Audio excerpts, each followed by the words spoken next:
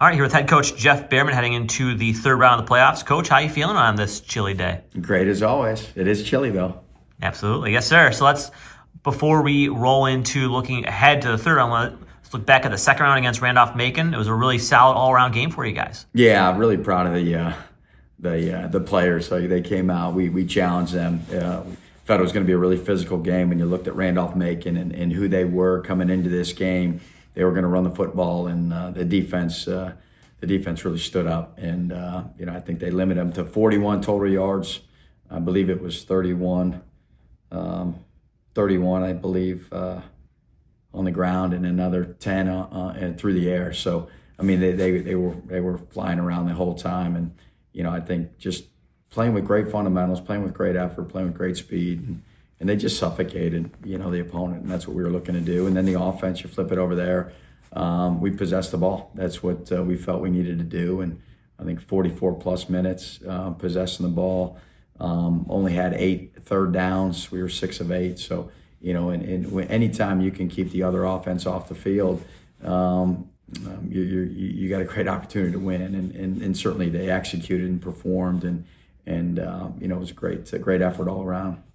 In terms of the time of possession, you kind of alluded to it there, but whenever you control the ball for 45 minutes of a game, that's pretty fantastic. I guess talk about the game plan in terms of controlling the clock and and hanging on to the football. Yeah, when we watched the film of Randolph-Macon going into it, they didn't give up many big plays. They were going to stay on top of everything. That's why you didn't see us really take shots down the field at all. Everything was going to be in front of them, and we knew it was going to be more of a dink and dunk kind of game. And gain 4, 5, 6 yards. Every once in a while, you gain the 10 to 11 or 12 yarders. So we knew we had to be really good on first and second down, which the guys were. Nick did a great job of finding his check downs throughout the game, and I thought the staff did an awesome job of just finding those other easy access throws for him just to keep us on schedule. And certainly the run game was phenomenal as well.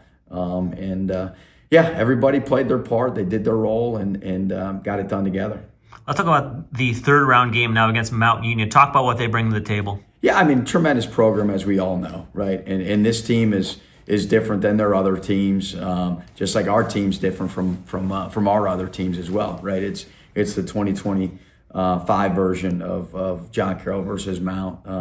What they are as a full team is they're very fast, right? It's the fastest team that we will have faced to date so far. But they've always been that way. Offensively, they're very multiple. They get the ball in a lot of guys' hands. The quarterback's mobile. He's playing really efficient, throwing the ball as well. I think he's completing over 70% of his passes. And then defensively, same thing. Really multiple. They got the couple key guys that are back from their defense last year. Caleb Brown, number 7, is the boundary D end. I mean, he's an All-American type player, and then their overhang player to the field, number 34, is a solid player as well.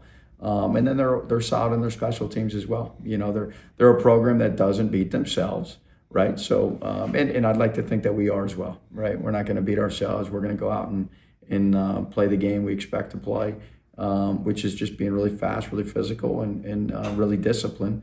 We have to execute. And the week so far, practice has been awesome. It's been really, really good.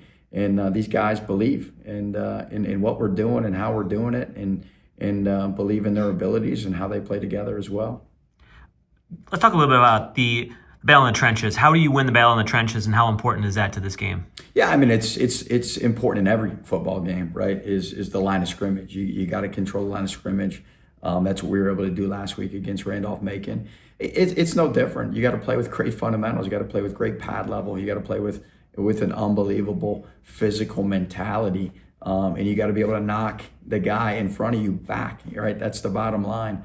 Our defense will move the front up front, and that's going to be important. That's been an edge for us all year, so that'll be the case for sure. But we got to play really, really physical at the point of attack. I mean, that's the game of football. It's violent for a reason, and our guys embrace that. They love that style of game and that style of play, and it'll be no difference offensively. We got to be able to run the ball. That's what ultimately wins football games are 3 fundamentals: blocking, tackling, and running the football. Bottom line. We expect to do that in all 3 areas. Awesome. Anything else is important? Anything else to mention? No, we need those streaks out there, though. Come out to Alliance. Make sure you're dressed warm. It's going to be chilly out, but we need our fans there. We need that edge, and it's going to be an exciting day to be a Blue Streak. Awesome. Thank you, Coach. Appreciate it. Thank you.